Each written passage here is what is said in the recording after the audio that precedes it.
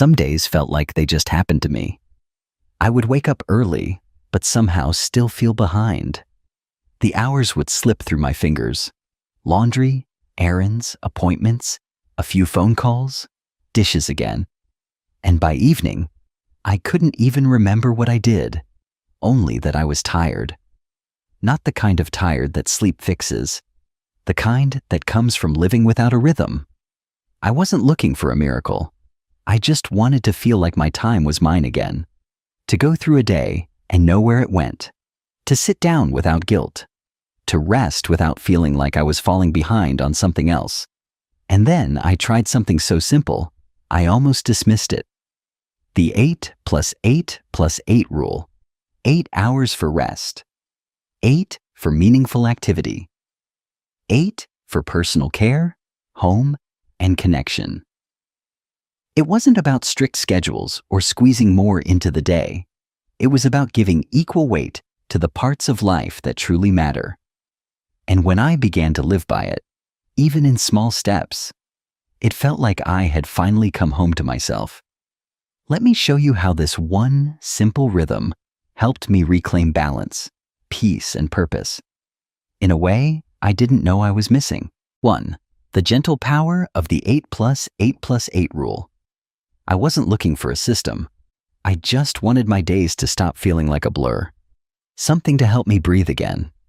For the longest time, I thought being constantly busy meant I was doing things right. I kept pushing through, thinking I could catch up eventually.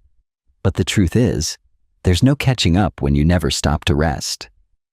Then I heard about something called the 8 + 8 + 8 rule. It sounded almost too simple. 8 hours for rest, 8 hours for meaningful activity, and 8 hours for personal care and connection. That's it. Nothing fancy. No apps, no planners, no color-coded charts. Just time, divided with intention. At first I thought, well, that sounds nice, but my life doesn't work like that. But the more I sat with it, the more I realized this wasn't about perfect balance. It was about recognizing what matters and giving it space to exist. It reminded me of the way we used to divide a pie when company came over. You didn't give everything to one person. You made sure everyone got a fair slice. This rule is like that, but for your time, your energy, your peace. When I started thinking of my day in thirds, I stopped seeing rest as lazy. I stopped treating personal time like a luxury I had to earn. And I stopped letting chores and stress steal from every corner of my life. It wasn't magic, but it felt like a miracle. Because for the first time in a long while, I began to feel balanced. 2. Where did my time go? Before I could make any changes, I had to face something uncomfortable. I didn't really know where my time was going. I knew I felt rushed. I knew I was always tired. But if you had asked me to explain how I spent a typical Tuesday, I probably couldn't tell you. So I did something I hadn't done since I was a teenager learning to budget. Except this time, it was with hours instead of dollars. I took a notebook and tracked 3 full days of my life. Every hour, I wrote down what I was doing, not what I planned to do, or what I told myself I should be doing, but what I actually did. And let me tell you, it was eye-opening. I thought I spent at least an hour a day cleaning.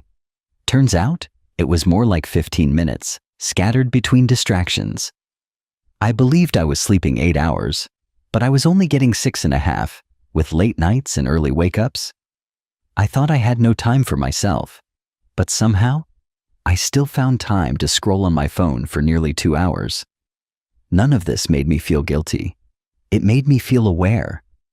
It's hard to fix what you can't see, but once you see it, you can start making choices instead of just reacting. That little notebook became my mirror. It showed me where I was giving too much and where I was barely giving at all. It helped me stop lying to myself in the kindest way, and that honesty became the foundation for everything that came next. 3. Protecting my sleep like a treasure. Sleep was always the thing I gave away first. If someone needed help late at night, I said yes. If I needed time to finish the laundry, I stayed up. And if I was too wired to sleep, I'd scroll through my phone until my eyes burned. Then I'd wake up groggy, frustrated, and wonder why I couldn't keep up during the day. The truth is, no one ever taught me to honor sleep. It was something to squeeze in when everything else was done.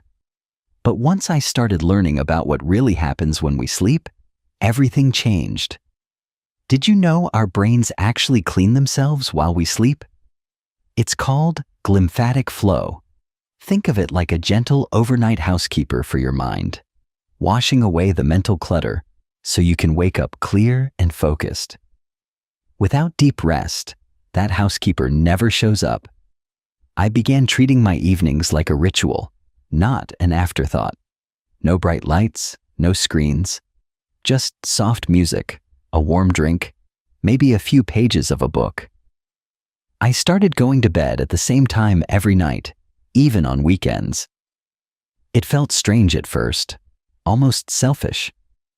But soon, it became something sacred.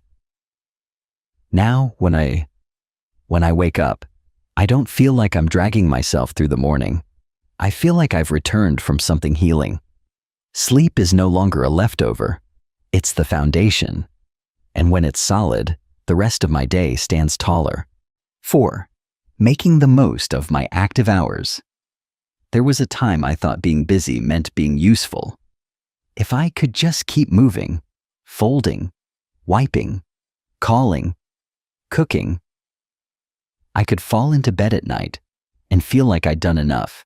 But the truth is, I was always doing something, yet rarely finishing anything. And worse, I was giving my energy away to the loudest thing in front of me, not the thing that mattered most.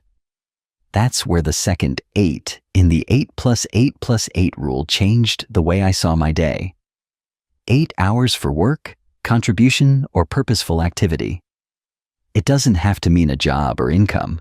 For some of us, it's volunteering. For others, it's helping family, tending a garden, or learning something new. The key isn't what you do, it's how you do it. I started by asking myself, what gives me a sense of purpose? The answer surprised me. It wasn't big, dramatic things. It was the quiet satisfaction of cooking a nourishing meal, helping my neighbor sort her medications, or finally finishing that sewing project I'd left untouched for months. To make the most of these hours, I had to stop multitasking. I used to clean while taking calls, cook while half watching the news, or answer texts in the middle of a conversation. But splitting my attention only left me feeling scattered and drained. Now, I give tasks my full presence, even the small ones. If I'm doing laundry, I focus on that, feeling the fabric, appreciating the rhythm. If I'm writing a card to a friend, I do it with my whole heart. I use a simple notepad to outline my top 3 priorities each morning. Nothing fancy, just 3 things I want to complete with care. Another change? I've learned to honor breaks. A cup of tea on the porch, 5 minutes to stretch, or just a quiet moment to breathe. These are not interruptions. They're part of the rhythm. I used to power through exhaustion, thinking that's what strength looked like. Now, I see strength in knowing when to pause. My active hours are no longer about staying busy. They're about staying connected to what matters. And when I move through those 8 hours with purpose instead of pressure, everything else in my day feels lighter. 5. Filling my personal time with joy, not leftovers. The last 8 in the rule, the one for personal time, is the one I used to overlook. I treated it like a bonus hour I could maybe enjoy after everything else was done. But, as you probably know, that moment rarely comes. There's always something else to tend to, someone else to help. For years, I poured myself out for everyone else, my children, my partner, my community. I don't regret that, but I also didn't realize that I was letting my own joy, rest, and connection become leftovers. And leftovers don't nourish the soul. That started to shift the day I asked myself a simple but painful question. When was the last time I did something just because it made me feel alive? I couldn't answer right away, so I made a promise. No more waiting until everything was perfect to do the things that bring me joy. I now treat personal time as sacred. Not selfish, sacred. That means giving myself permission to take a walk in the afternoon sun, even if the dishes aren't done. It means calling my sister just to laugh, not to coordinate a holiday meal. It means sitting quietly with a cup of coffee and a good book, not because I earned it, but because I deserve it. I began breaking this time into gentle categories. Time for my home, light cleaning, small touches that make it feel warm. Time for my body, stretching, walking, dancing to old songs in the kitchen.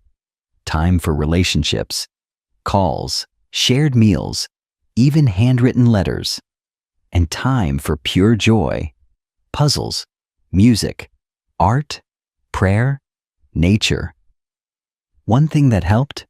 Creating tiny routines. 15 minutes each morning to tidy the living room, a walk before dinner, a candle lit every evening while I journal. Nothing grand, just signals to my soul that I matter too. And perhaps the biggest shift of all was learning to be present. No phone in hand while I'm with someone I love. No television droning in the background while I try to rest.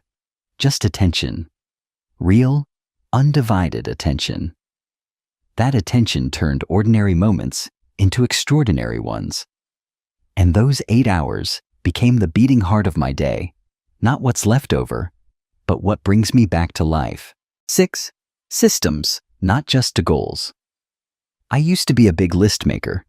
I had sticky notes on the fridge, notebooks full of intentions, calendars with the best of plans. But somehow, things kept falling through the cracks. I'd start strong and then drift. The energy would fade, and that familiar feeling would creep back in, the one that whispered, "You never follow through." It wasn't until much later that I learned, the problem wasn't me. It was the way I approached change. Goals are important, yes, but they don't work without systems. A goal says, I want to clean my house every week. A system says, I'll spend 15 minutes each day resetting one room. The first sounds ambitious. The second actually works. I started thinking in systems, not goals. And that's when things finally began to shift. Instead of saying, I wanted better sleep, I built a system. Lights dimmed by 8 o'clock, tea by 8:15, phone turned off, in bed by 9. Instead of saying I'd be more productive, I made a system. 3 priorities each day, 1 hour of focused work in the morning, no multitasking. Instead of saying I'd be more connected with loved ones, I created weekly rhythms. Sunday calls, Wednesday walks, handwritten letters once a month. These systems didn't rely on motivation, which can be so fleeting, especially when life gets heavy, or the weather turns, or the emotions rise. Systems rely on rhythm. They work with you, not against you. The magic is in the consistency. Small, repeated actions that build trust, not just in the process, but in yourself. Every time I followed a system, no matter how small, I felt like I was keeping a promise to myself. And that feeling? It adds up. It turns into confidence, peace, and momentum. Now I no longer write long wish lists for the month. I write rhythms, simple flows that I can return to, adjust, and keep following even when life throws its curveballs. And the best part? Systems are gentle. They don't punish you for missing a day. They just welcome you back the next. 7. The magic of micro habits. For most of my life, I believed change had to be big to be meaningful. A full diet plan, a total closet overhaul, a brand new morning routine with 5 steps and 3 alarms. And every time I tried something like that, I would last a few days, maybe a week, before quietly slipping back into the old ways. Not because I was weak, but because it was too much, too fast, and too far from what my life actually looked like. Then I learned something that changed everything. Real change starts small. So small, it almost feels silly. They call them micro habits, tiny actions you can do in less than 2 minutes, every day, without excuses. Things so easy, your brain can't talk you out of them. At first I laughed. What good could 2 minutes possibly do?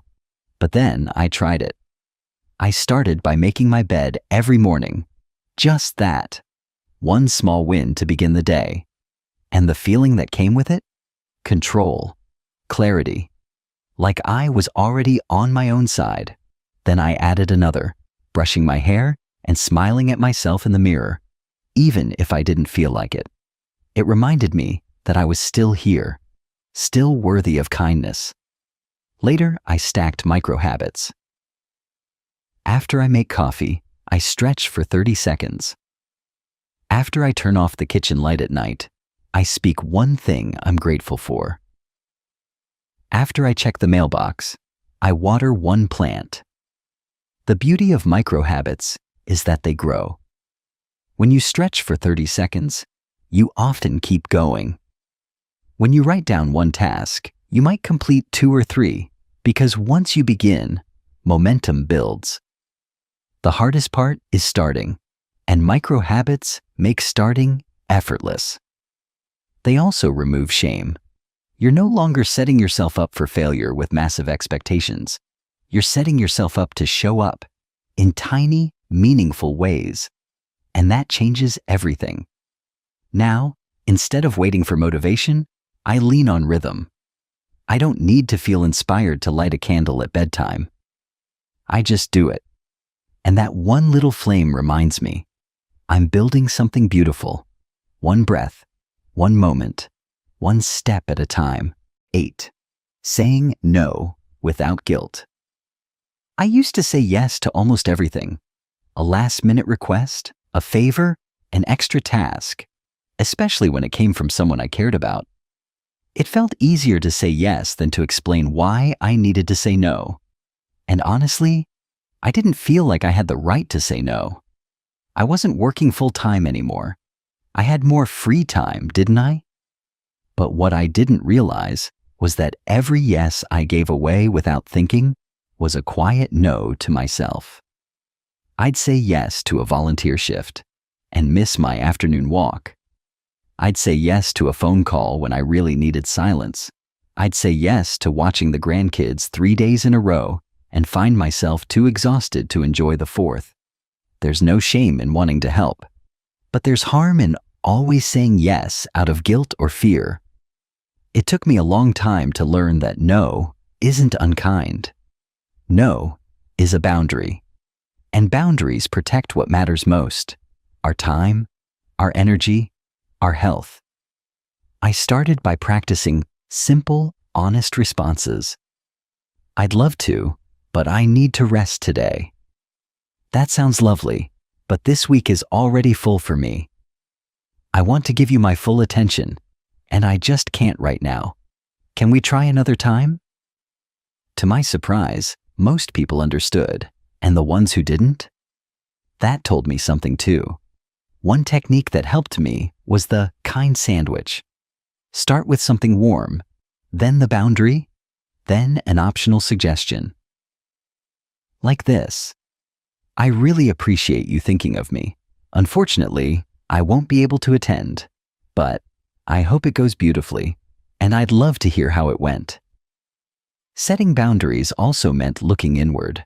I began asking myself, is this request aligned with what I truly value right now? If it wasn't, I gave myself permission to say no without apology. And here's what happened. My life got quieter. My time opened up.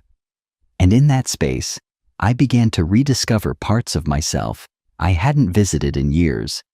Saying no didn't make me selfish. It made me softer, kinder, more whole. Because I was finally treating my energy like something worth protecting. 9. The theme day technique that saved my sanity. One of the biggest changes I made was also one of the simplest. I stopped making so many decisions, not because they were hard, but because they were constant. Every day felt like a game of mental ping pong. Should I clean the fridge today? Or call the doctor? What about laundry? Or maybe I should organize the drawer. All of those small choices added up to one big feeling: exhaustion. Then I heard about something called theme days, a technique where you assign a general theme to each day of the week. That way, you wake up knowing what the day is for, instead of scrambling to figure it out. I tried it. Monday became home day, light cleaning, laundry, grocery planning. Tuesday became errand day, appointments, pharmacy, bank runs. Wednesday was paper day, bills, paperwork, emails. Thursday, connection day, calls, visits, catching up. Friday was project day, creative time or home organizing. Saturday was flex day. And Sunday? That was sacred, rest day. It wasn't strict. I still had freedom to shift things around. But this simple rhythm quieted my mind more than I ever expected. No more decision fatigue. No more guilt for not doing everything every day. Just a sense of clarity. This is what today is for. And the best part? My energy returned. When my brain wasn't stuck in constant planning mode, I had more space for presence, joy, and calm. Theme days gave my week a natural rhythm, like the old days when Sunday meant church, and Friday meant fish, and Saturday meant sweeping the porch. It felt familiar, grounded, like life had shape again. If your days are starting to blur, try giving them names. Not for control, but for peace. A peaceful day has a purpose, and a peaceful week? That's the beginning of a beautiful life. 10. The weekly check-in, a ritual of renewal. There's a quiet kind of strength in looking back, not to dwell, but to understand. Every Sunday evening, I sit down with a notebook and a warm drink, and I ask myself how the week really felt. Not how many things I crossed off my list, not how busy I was, but how I moved through my days. Was I grounded or rushing? Did I breathe, or did I hold my breath through it all? This is my weekly check-in, not a meeting, not a chore, a conversation with myself. A ritual I now treat with the same respect I once gave everyone else's schedule. I start with rest. Did I honor my sleep, or did I sacrifice it again? I no longer see sleep as a luxury. It's medicine. And when I notice patterns, too much screen time before bed, pushing too late into the night, I don't scold myself. I just adjust. Light earlier candles. Turn down the lights. Let myself return to rhythm. Then I move to work, whatever that means for me now. Purpose, focus, effort. Did I do things that truly matter? Or did I get lost in the noise again? Did I protect my energy? Did I say yes to things I meant to say no to? These questions don't accuse. They invite me to be honest, without shame. And then the hardest, most sacred part, my personal time. Did I forget myself again this week? Did I push joy to the side? Did I connect with others, with myself? Or did I rush through, hoping there'd be time for me later? That's why this hour on Sunday has become everything. It brings me back to the woman I am now, not the mother I used to be, not the caretaker I still sometimes become, but me, in this moment, still worthy of attention, care, and peace. I check my calendar, not to fill it, but to protect it. I don't want my days to happen by accident anymore. I want to live them on purpose, I set 3 gentle intentions for the week ahead. One for rest, one for contribution, one for joy. That's it. No overwhelm. Just a map with heart. And I always end with a celebration. Just one thing I did well. One thing I followed through on. One moment I showed up for myself. It might be something small. Getting to bed on time, calling a friend, going for a walk when I didn't feel like it. But those moments build trust. They reminded me I'm capable of creating a life that feels good to live inside of. And the more I do this, the more I realize this isn't just about organization. It's not about color-coded planners or perfectly timed routines. It's about freedom. It's about knowing what matters and finally giving yourself the space to live by it. It's about feeling peace in your home, not just because the counters are clear, but because your mind is. It's about waking up and no longer dreading the day ahead, because you know it has shape and purpose and room for you in it. I used to think I needed more time, but what I really needed was a better relationship with the time I already had. The 8+8+8 rule didn't give me more hours. It gave me clarity. It gave me rhythm. And maybe most importantly, it gave me back myself. So if you're sitting here wondering where your days have gone, if you're tired, not just in your body, but in your soul, I want you to know this. It's not too late. You don't have to overhaul your life overnight. You don't have to get it perfect. You just have to begin, gently, honestly, from exactly where you are. Start by noticing how you sleep, how you move, how you feel. And then, one small step at a time, begin honoring each part of your day like it matters, because it does. You matter. Your rest matters. Your presence matters. Your game day matters. And the life you want, the peaceful, grounded, meaningful one, it doesn't start with a big change. It starts with one small, loving decision. Maybe that decision is today. Maybe it's right now.